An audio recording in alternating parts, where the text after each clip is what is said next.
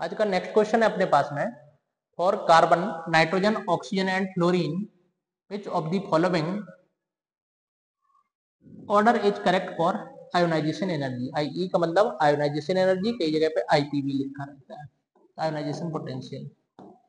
देखो यहाँ पे देखते हैं, आप देखें सारे के सारे जो एलिमेंट दिए हैं वो अपने पास में सेकंड पीरियड के एलिमेंट दे रखे हैं। मतलब कौन कौन से अपने पास में, बोरॉन तो है नहीं, तो हम कार्बन, नाइट्रोजन, ऑक्सीजन और फ्लोरीन दे रखे हैं। ये है अपने पास में पीरियड सेकंड के एलिमेंट हैं। और आप देखें यदि हम लेफ्ट टू राइट मूव करते हैं पीरियड में, कहां से लेफ्ट टू राइट, और ग्रुप में टॉप टू बॉटम मूव करते हैं, लेफ्ट टू राइट मूव करने पर एटॉमिक साइज क्या होता है, डिक्रीज होता है, साइज डिक्रीज होता है, क्योंकि इफेक्टिव न्यूक्लियर चार्ज इंक्रीज होता है। तो आयोनाइजेशन एनर्जी की जो वैल्यू होती है वो inversely proportional to the size होती है। मतलब साइज हमारा डिक्रीज हो रहा है तो आई की वैल्यू क्या होती है, इंक्रीज होती है।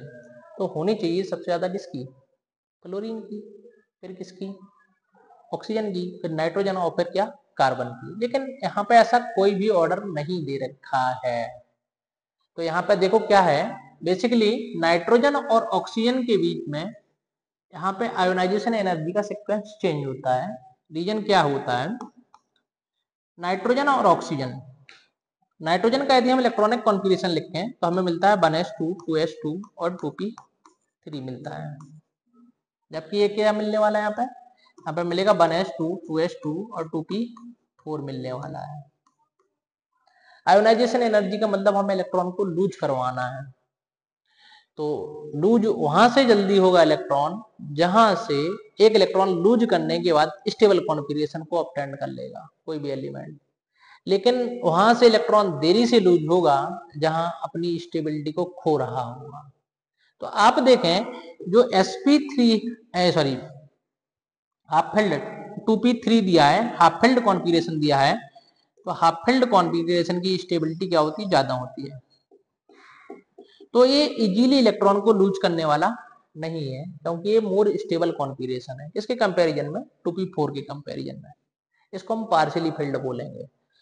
तो नाइट्रोजन से इलेक्ट्रॉन लूज कराने के लिए हमें एनर्जी की ज्यादा रिक्वायरमेंट होती है as comparing to the oxygen के कंपैरिजन में। इसीलिए इनके बीच में यदि हम डेटा के बेसिस पर देखें तो एक एलिमेंट का जंप होता है। मतलब नाइट्रोजन की आयोनाइजेशन एनर्जी ऑक्सीजन से क्या होती है, ज्यादा होती है। तो आप देखें सबसे ज्यादा किसकी होनी चाहिए थी, क्लोरीन की, फिर होनी चाहिए थी ऑक्सीजन, लेकिन नाइट्रोजन ऑक्सीजन में नाइट्रोजन की इलेक्ट्रॉन सॉरी आयोनाइजेशन एनर्जी ज्यादा, और लास्ट में कौन आएगा, कार्बन। तो हमारे पास में करेक्ट ऑप्शन कौन सा दे रखा है, सी वाला दे रखा है, कि हमारा करेक्ट आंसर जो होगा वो सी होगा। ठीक है, तो इस तरीके से हमें सीक्वेंस को देखना है, केवल और केवल किसका, नाइट्रोजन और ऑक्सीजन के एलिमेंट का ही हमें सीक्वेंस को देखना है यहाँ पे। तो हमारा करेक्ट सीक्वेंस होगा कौन सा, सी वाला।